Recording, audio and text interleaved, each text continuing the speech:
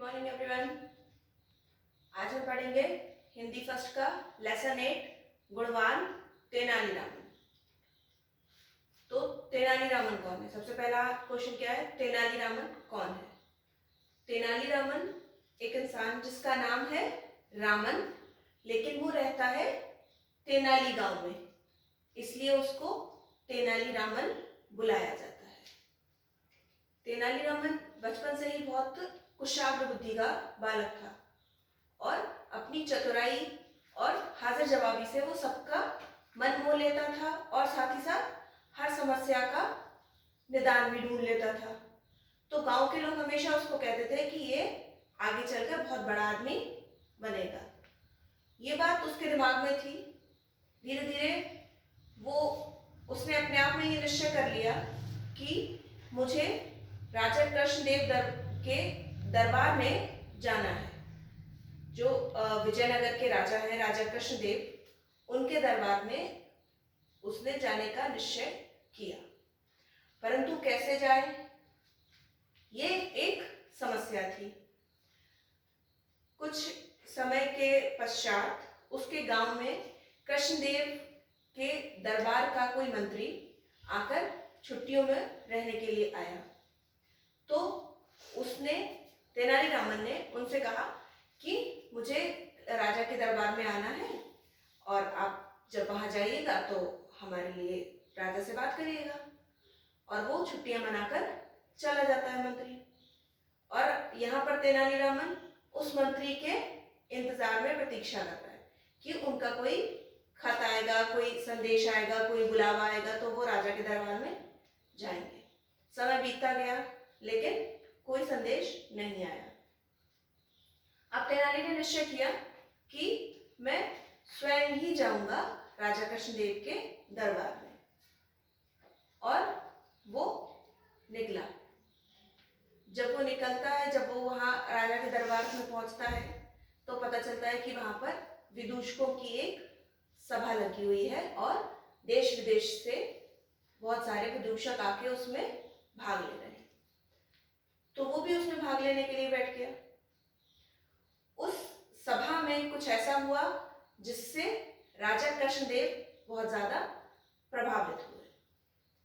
अब उस सभा में किसी के तर्क का उसने उत्तर दिया कि अगर आप सिर्फ कुछ खाना चाहते हैं तो क्या ये मान लेना ही काफी है कि आप वो चीज खा रहे हैं? ऐसा तो नहीं होता। अगर आपको खानी है तो आप खाओगे, तभी तो आपको पता चलेगा कि हाँ हमने खाई है। सिर्फ सोच लिया कि हाँ हमने खा लिया, ऐसा तो नहीं है।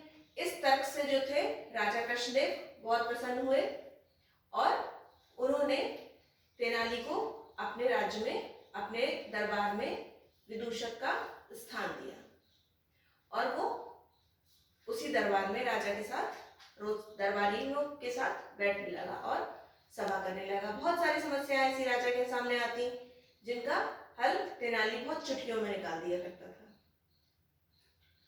एक बार राजा को अपने राज्य के किसी हिस्से में घूमने के लिए जाना था और हर दरबारी ये चाहता था कि राजा हमारे गांव चले। क्यों?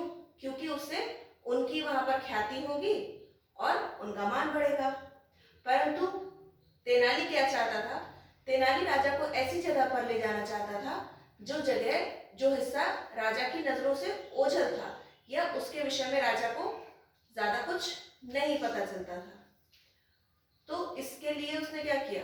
वो चुपके से राजा के हाथी का महावत बनकर उनको एक निर्धनों के गांव में ले गया। जब राजा वहां पहुंचते हैं तो वो देखकर थोड़ा दुखी होते हैं कि मुझे तो पता ही नहीं था कि मेरे राज्य में इतने निर्धन लोग हैं, इतनी गरीबी है।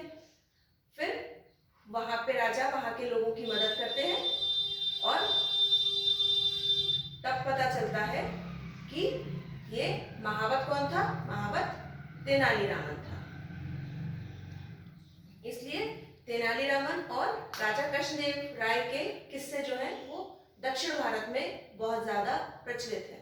जिस तरह से उत्तर भारत में अकबर और बीरबल के किस्से प्रचलित हैं, उसी तरह से दक्षिण भारत में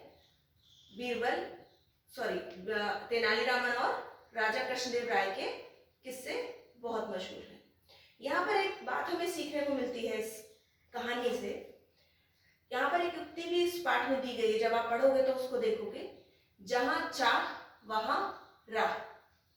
इसका अर्थ होता है कि जब आप किसी चीज को पाना चाहते हो तो उसके लिए कोशिश करो, और अगर आप कोशिश करोगे तो आपके लिए राह बन जाएगी, लेकिन बिना कोशिश के नहीं। तो इस पाठ से हमें सबसे अच्छी सीख ये मिलती है कि अगर हम किसी काम को करने की लगन रखते हैं या हम करना चाहते हैं तो उसके लिए हमें कोशिश करनी पड़ेगी, और अगर हम कोशिश करेंगे तो ऐसा नहीं हो सकता कि हमें उसमें सफलता ना मिले। तो इस पाठ से हमें सिर्फ यही सीख मिलती है कि जहां चाह होती है वहां राह अपने आप बन जाती है। तो ये था आपका गुणवान तेनालीरामन का पाठ, और इसके साथ ही हम आपको क्वेश्चन आंसर्स और एक्सरसाइज भी देंगे, जो कि आपको कंप्लीट करके स्कूल आना है वेडनेसडे को नोटबुक सबमिट करने के लिए।